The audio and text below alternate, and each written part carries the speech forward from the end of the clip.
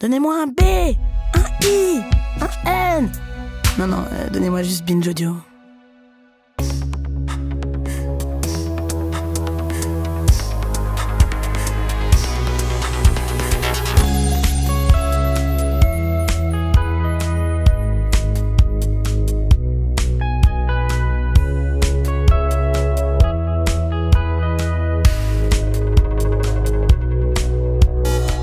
Il y a le chien tête en bas, qui demande de mettre les fesses en l'air.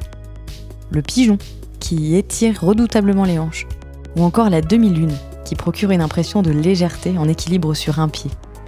Ces postures, dont je ne vous donnerai pas le nom originel en sanskrit, ont fait partie de mon quotidien cette année plus que les autres, confinement oblige. Et je ne suis pas la seule à m'être réfugiée sur mon tapis face à la crise du Covid. Je vois des studios fleurir un peu partout sur le territoire, studios qui déclinent leurs cours en ligne et rejoignent ainsi la constellation, elle aussi grandissante, de yogis sur les réseaux sociaux, dont les corps parfaits et les citations niaiseuses à souhait sont likés par dizaines de milliers. Pourtant, le yoga n'est pas un sport, plutôt une philosophie de vie qui a progressivement gagné l'Occident au cours du siècle dernier et dont les évolutions ont suivi celles de nos sociétés, au point qu'elle nous paraît aujourd'hui complètement adaptée à nos vies survoltées. Comment penser ce succès phénoménal et plutôt récent du yoga dans le monde occidental ? Qu'est-ce que cette discipline apporte qu'on ne trouve peut-être pas dans les sports classiques ? Dire homme, est-ce le remède à tous nos maux ? Pour ce 8e et dernier épisode de la saison 2 de Du Sport, je reçois Marie Coq, journaliste, prof de yoga et autrice de Yoga, une histoire monde aux éditions La Découverte. Uttanasana. Am I just pronouncing everything wrong? I don't know. I've never done yoga before.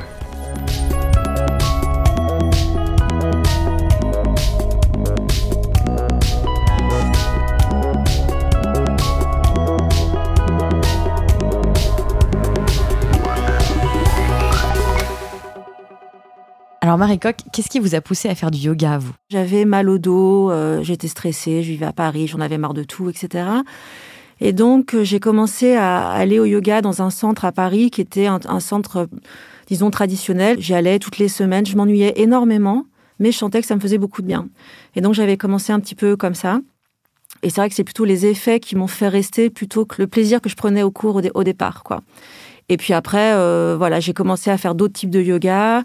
Puis là, j'ai commencé à être vraiment très accro. Vous y avez tellement pris goût que vous avez commencé à suivre des formations pour devenir professeur de yoga, dont une particulièrement décisive en Thaïlande. Bon, à l'époque, j'étais naïve. Il y avait les signaux partout, quoi. Ça s'appelait le sanctuaire, avec un bar à jus et puis de la nourriture raw et sans gluten, etc.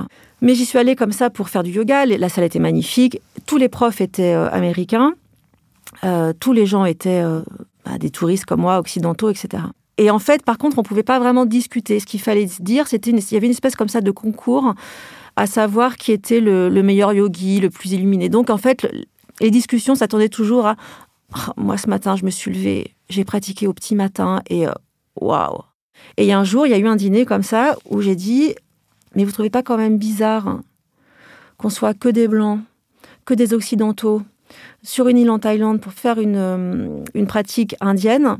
et que tous les profs soient américains, et qu'on soit tous OK avec ça. Et là, il y a eu un énorme blanc. On ne m'a pas répondu, on m'a regardé avec presque un peu de mépris, parce que vraiment, c'était la preuve que je n'étais pas une vraie yogi, quoi. Et on a repris la conversation sur amazing, est-ce que je vais me faire un lavage du côlon dans l'après-midi, quoi.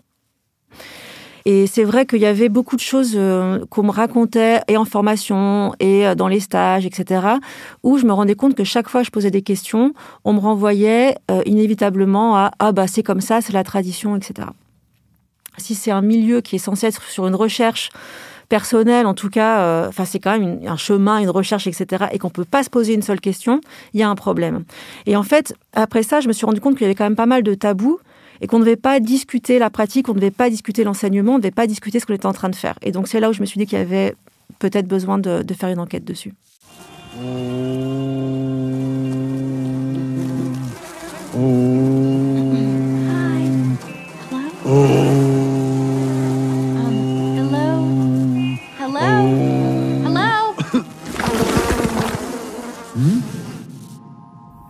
Dans le film d'animation Zootopie, Le prof de yoga est un buffle aux cheveux longs entouré d'un nuage de mouches qui conduit les héros devant différents animaux en posture plus ou moins embarrassante ou plus ou moins adaptée à leur anatomie.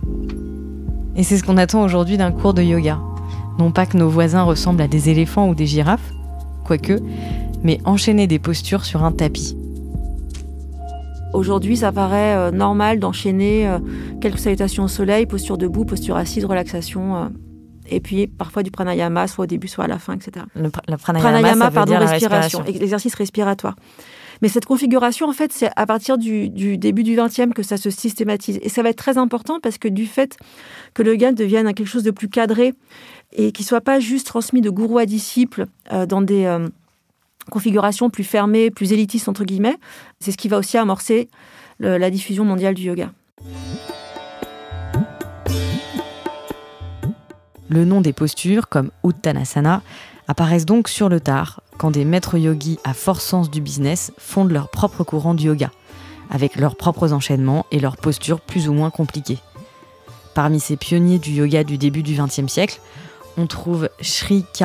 Pattabhi Jois, le fondateur du yoga Ashtanga, Paramahansa Yogananda, le représentant du Kriya Yoga, ou encore BKS Iyengar, le fondateur du yoga du même nom, dérivé du Hatha Yoga, réputé encore plus ancien.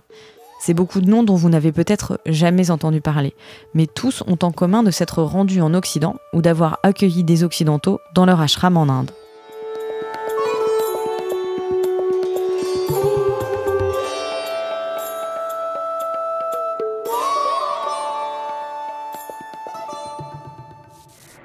This is the revolving of the spine, rotation of the spine. Take a deep inhalation 3 feet apart. Stretch your arms.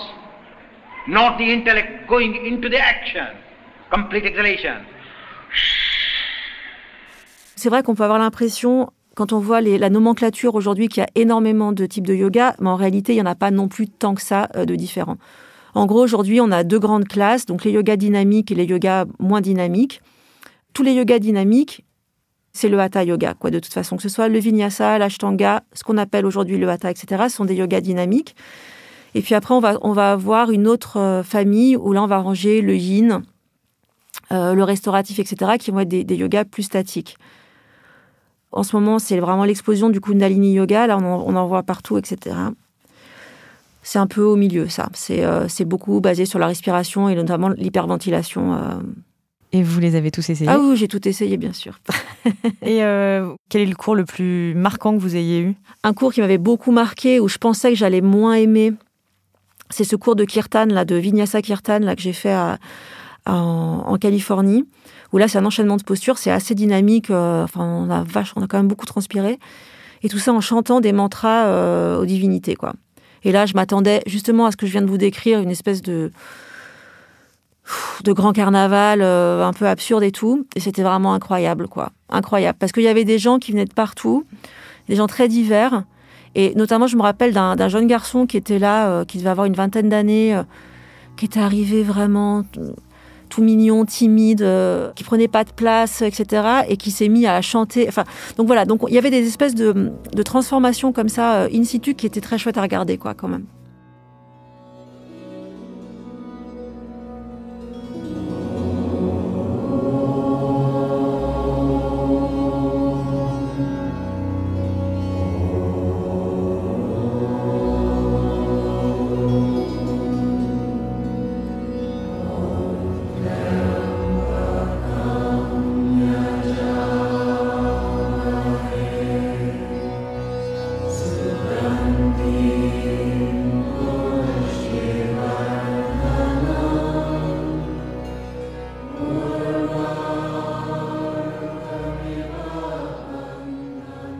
À 15 ans, dans un village de vacances du tourisme social, où j'étais en vacances avec mes parents. Ça s'appelait Tourisme et Travail, et j'ai eu par hasard un cours de yoga. J'y suis allé et je suis tombé dedans et j'y suis resté. Ça a été une révélation en fait d'un état de flottement, de bien-être intérieur qui m'a vraiment fasciné. C'est un état où je ne sentais plus, j'ai l'impression que mon corps avait disparu. et que j'étais, alors ce qui peut être peut-être angoissant pour certains, hein, mais qui, bon, à l'époque, j'étais plutôt équilibré, je faisais du sport, voilà, et je l'ai vraiment très bien vécu, et j'ai eu l'impression d'accéder à un nouvel univers que j'analyse aussi rétrospectivement comme étant un état de conscience un peu modifié finalement. Bruno Hilton est enseignant en STAPS à l'université de Nancy et il est le créateur d'une des premières formations universitaires de yoga françaises. Il m'a fait mettre en Uttanasana, la pince debout. Je suis debout, jambes tendues, et je me laisse descendre vers l'avant. Fermer les yeux, respirer. Il nous a embarqués sur le souffle, les yeux fermés pendant 3 minutes. Et au bout de 3 minutes, à mon immense surprise, on pensait à rien d'autre qu'au souffle. J'avais mes mains qui avaient descendu de 20 cm et j'avais jamais été aussi bas, y compris en essayant de tirer sur mes pieds ou sur mes jambes, etc. On peut donc travailler très clairement sur du gain de souplesse, du gainage des muscles profonds, de la protection, si on l'apprend et qu'on le pratique correctement. On est même dans une protection de la colonne vertébrale, on étire, on est dans l'autograndissement. Alors, il y a différentes écoles de yoga, bien sûr. D'ailleurs, une médecin qui est très connue dans le monde de la musculation, du fitness et même aussi de l'éducation physique qui commence à être un petit peu Bernadette de Gasquet, par exemple, qui a des grands principes voilà. Mais on peut déjà compenser un certain nombre de déséquilibres. Je pense à peut-être des tennisman qui ont une pratique déséquilibre et des cyclistes qui sont toujours un petit peu avec voûtés vers l'avant et qui des muscles postérieurs plutôt rétractés. Et donc, ça ferait du bien, à un moment donné, de pouvoir retrouver un équilibre entre les chaînes postérieures, musculaires, postérieures, antérieures. Bon. Déjà, il y a une logique un peu physique. Ça peut contribuer à une préparation physique ou une pratique compensatoire. Mais ce qui a été le plus prouvé, et c'est d'ailleurs ce qui est prouvé aussi un peu dans la méditation, etc., et moi, c'est mon sentiment, c'est que vraiment, la différence, c'est la respiration. On ne se rend pas compte à quel point on est en apnée en fait toute la journée. Si on fait des sports plus cardio, etc., la respiration, ça ne va pas être le même travail. Là, juste le fait d'approfondir la respiration, d'être concentré sur sa respiration, sans même parler de ces exercices de pranayama, donc des respirations spécifiques, rien que de ventiler en fait son cerveau, 1 heure par-ci par-là, ça peut faire déjà des effets incroyables en fait.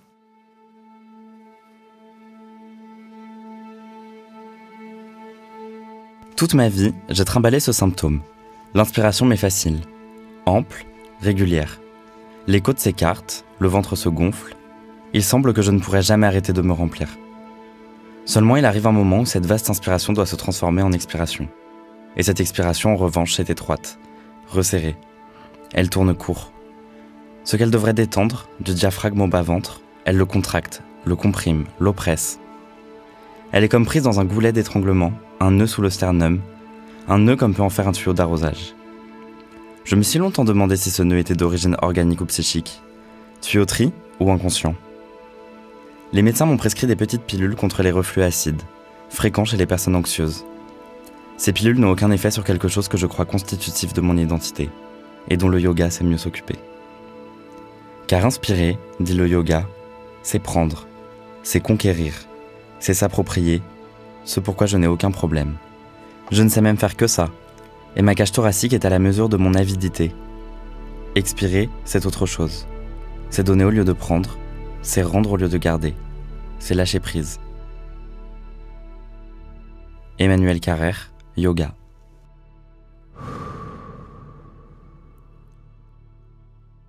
Ce souffle présente quand même cette fonction, l'immense privilège d'être la seule fonction qui est parfaitement automatique de la naissance à la mort et qui, en même temps, sur laquelle on peut prendre la main. Je peux dire, tiens, je vais retenir mon souffle 10 secondes, 20 secondes, etc., dans des certaines limites.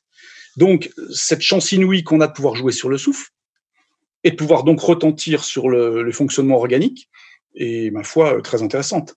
Et le yoga peut, par rapport aux sportifs et à bien d'autres gens, jouer sur l'apaisement du stress, des tensions dans la période pré-compétitive. Le travail de la respiration s'appelle en yoga le pranayama. Et c'est une des véritables bases du yoga ancestral, bien plus que les postures qu'on retrouve sur Instagram. L'enquête de Marie Koch, tout comme le livre d'Emmanuel Carrère, nous ramène à ce que les Indiens d'il y a plusieurs siècles, même peut-être plusieurs millénaires, appelaient yoga. Il ne s'agissait que de s'asseoir et de respirer pour atteindre l'apaisement de l'esprit. En fait, yoga, ça veut dire énormément de choses déjà à la base, mais le sens littéral, c'est le joug. Donc c'est le joug sous lequel on met 2 bêtes pour qu'elles marchent au même pas et qu'elles puissent tirer la charrue de façon optimale. Donc ce que je trouve intéressant, c'est que déjà il y a l'idée comme ça d'une sorte de discipline et de quelque chose qui n'est pas naturel justement, que si on doit mettre au pas le corps et l'esprit, si on veut faire ce parallèle-là, c'est pas quelque chose qui se fait tout seul.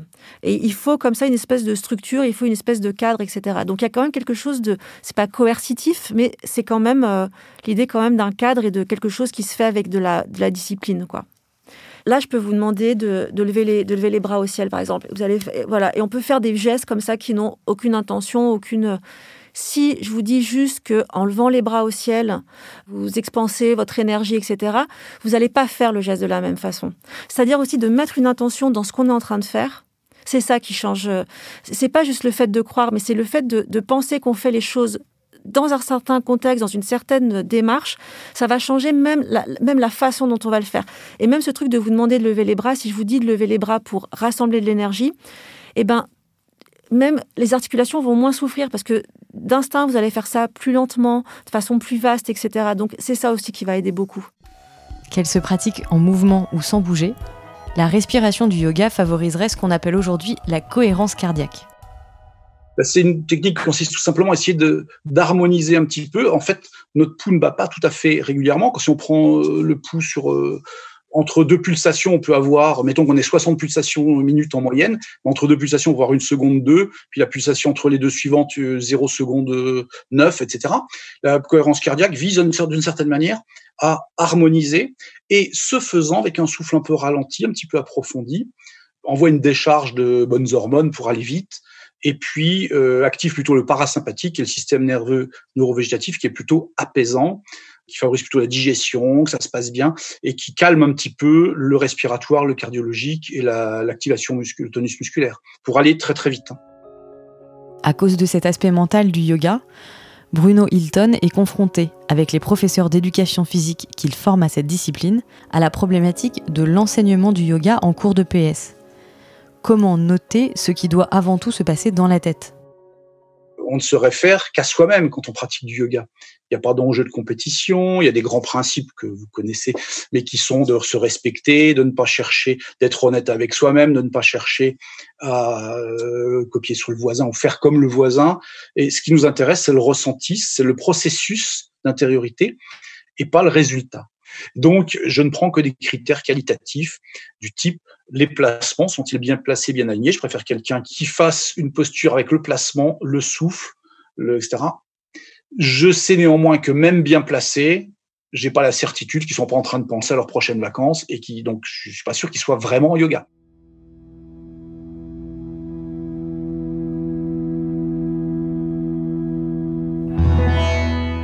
Quelquefois, par un matin d'été, ayant pris mon bain accoutumé, je restais assis sur mon seuil, ensoleillé du lever du soleil à midi, perdu en rêve, au milieu des pins, des hickories et des sumacs. Au sein d'une solitude et d'une paix que rien ne troublait, pendant que les oiseaux chantaient à la ronde ou voletaient sans bruit à travers la maison.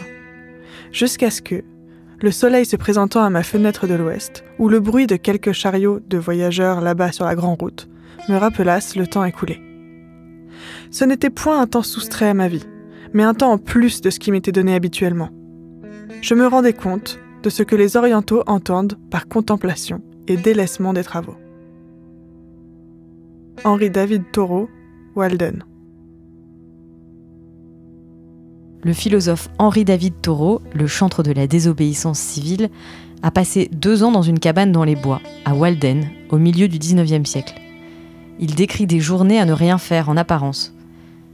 Mais cette activité, il l'appelle yoga, et il est sans doute le premier occidental à revendiquer la pratique de cette discipline. Marie Coq, dans votre ouvrage, vous expliquez que dans les années 60-70, le yoga est une façon pour certains hippies, comme Ram Dass, mais aussi comme les Beatles, de remplacer les drogues. Aujourd'hui, on est clairement dans une nouvelle vague de popularité du yoga. Le yoga vient compenser quoi ? Il continue d'être un bon palliatif pour toutes les formes d'addiction, etc. Ça, c'est quelque chose qu'on voit encore. Ça vient aussi combler un manque d'espace physique, mental, utopique. Enfin, on peut voir l'espace sous toutes ces dimensions-là. Mais je pense aussi qu'il y a... C'est l'idée de faire... Alors, j'aime pas ce mot parce qu'il est tellement galvaudé maintenant que... Mais c'est vrai que faire des choses en conscience, c'est juste comme ça de se concentrer sur des petites choses, en essayant de pas forcément, même si c'est pas toujours le cas, mais de pas chercher à ce qu'il y ait un résultat tangible tout de suite, etc. Je pense que ça, c'est quelque chose qui a complètement disparu de nos sociétés modernes. Et que ça cause un très gros déséquilibre en réalité, quoi. Parce que là, on dit aux gens, mais il faut s'arrêter, prendre du temps pour soi. Mais ça veut dire quoi ? On s'assoit sur son canapé, on regarde Netflix. C'est très flou, quoi. Et en fait, d'avoir des tâches comme ça qui permettent de sentir le corps qui se déploie, de sentir le mental qui se calme, de sentir que, oui, on peut être là sans s'agiter, etc. Voici, tel qu'on l'enseigne sur les bords du Gange, l'asana ou posture du lion, spécialement destinée à calmer l'individu et à refouler la colère. Vous qui accumulez soucis et tracas, souvenez-vous du lion. Après quelques semaines d'entraînement, le lotus, refuge des esprits surmenés, est la position recommandée à tous, car ces asanas aident l'homme à supporter la vie, et l'utilité pratique du hatha yoga n'échappera certainement à personne. Vous, cher épicier, débordé par les clientes, submergé par les carottes, les pois cassés et les choux-fleurs, n'hésitez pas. Faites les pieds au mur, comme un vrai yogi. Dans les années 50, ces pratiquants français avaient déjà compris l'effet bénéfique du yoga sur le stress. Aujourd'hui, si on en croit votre livre, Marie Coq, on dépasserait les 3 millions de pratiquants. Un chiffre qui n'est pas vérifiable, faute de fédération des pratiquants de yoga. Ce qu'on peut voir en tout cas pour l'engouement du yoga, c'est que c'est l'ouverture des studios. Il y en a énormément, notamment à Paris, ça a explosé, mais maintenant c'est quand même très difficile d'aller en France ou ailleurs, de pas trouver un endroit où c'est pas possible de faire un petit cours de yoga quelque part. Donc ça, pour moi, c'est vraiment le signe que ça a explosé. Parce que pour qu'il y ait autant de studios, et les studios sont jamais vides, donc voilà. Qu'est-ce que votre enquête a changé dans votre façon de pratiquer et d'enseigner le yoga ? De dire aux étudiants, enfin aux élèves, que tout ce que je leur dis, ils sont pas obligés d'écouter, et que c'est que des propositions, quoi. Et que des propositions, il y en a d'autres, et que c'est des écoles, et que quand il y a des pratiques aussi où on dit que le pied, il est comme ci, comme ça, et que peu importe la façon dont vous êtes fait, ou votre squelette est fait, etc., ça, on évite. Et puis aussi, un conseil que je donne aux élèves, c'est que, par contre, la tradition, les soi-disant dogmes ou les bonnes écoles versus les mauvaises écoles, il n'y a rien qui justifie de se faire mal parler, par exemple. Parce qu'il y a aussi beaucoup de cours où, sous couvert de rigueur, d'enseignement, etc., on parle aux élèves comme à des chiens, quoi. Ça, je trouve que vraiment, c'est pas nécessaire. Avant, les postures, je les faisais dans l'idée de les réussir. Mais c'est vrai que l'expérience du yoga, on dit qu'elle se fait sur le tapis, mais surtout en dehors du tapis. Et moi, le yoga, maintenant, j'essaie de le faire un peu plus à l'extérieur du tapis, on va dire, quoi. C'est vrai. Ça passe moins par la posture. Même si je l'ai fait toujours avec discipline, etc., mais c'est peut-être moins là où ça s'exprime bizarrement, quoi.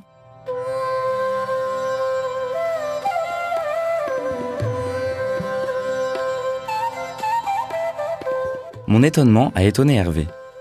Le désir de dépasser la condition humaine, ça lui semblait quelque chose d'assez naturel, et de certainement pas rare, même s'il est vrai que les gens en parlent peu. Pourquoi est-ce que tu ferais du yoga autrement ? Je pourrais répondre, pour être en bonne forme physique, ou comme le dit Hélène, qui tient avec tant de grâce dans notre couple le rôle de la matérialiste, pour avoir de belles fesses. Mais Hervé a raison. La vérité, c'est que j'en attends plus ou moins, en l'avouant plus ou moins, selon les interlocuteurs, ce que ces exercices promettent explicitement à celui qui s'y engage. L'élargissement de la conscience, l'illumination, le samadhi. À partir de quoi, d'après les récits de voyageurs, on voit de façon tout à fait différente ce qu'on appelait jusqu'alors la réalité. Emmanuel Carrère, Le Royaume.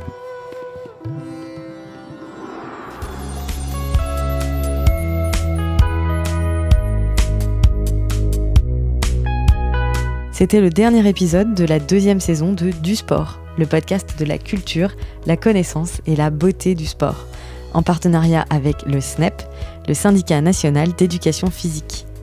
Merci à Christian Couturier et Bruno Cremonesi du SNEP, à Adèle Itel El-Madani à la réalisation, à Alban Fili, Dimitri Mayer et Juliette Livartowski à la production chez Binge Audio. Et pour ne pas vous laisser trop triste en cette fin de saison, Marie Coq nous a concocté un petit exercice de respiration. C'est la respiration alternée. Donc ça, c'est quelque chose qu'on peut faire vraiment à tout moment, et notamment dès qu'on a l'esprit qui s'agite un petit peu trop. Voilà, c'est censé rééquilibrer les deux hémisphères du cerveau, et c'est vraiment quelque chose qui va beaucoup calmer. Donc plutôt assis, peu importe comment, mais si c'est possible, avoir les deux pieds sur le sol. Et on va venir placer son index et son majeur entre les deux sourcils. Donc on a le pouce qui est vers la narine droite, et on a les deux autres doigts qui sont vers la narine gauche. On va commencer par inspirer par le nez avec les deux narines. Grande inspire. Par le nez, grande expire les deux narines. Et puis on va venir fermer la narine droite et inspirer à gauche. Inspire à gauche. On bloque la narine gauche. On expire à droite en soulevant le pouce. On inspire à droite.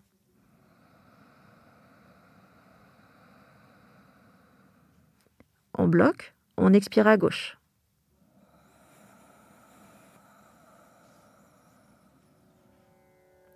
Inspire à gauche.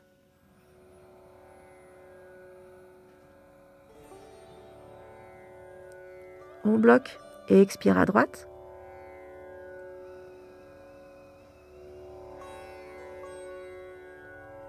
Inspire à droite.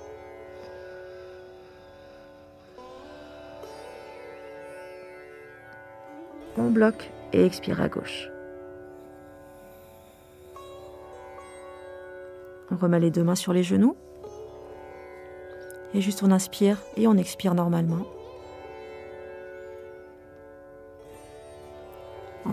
En se concentrant à l'inspire sur l'air plus frais dans les narines. Et plus chaud à l'expire.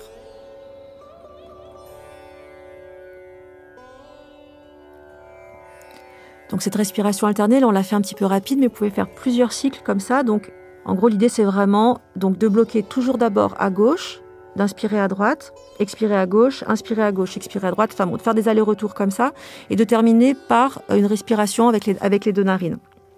Donc ça, même ça, faire 5 minutes tous les jours, soit le matin en se levant, soit le soir avant de se coucher, ça peut déjà faire une différence dans vos journées.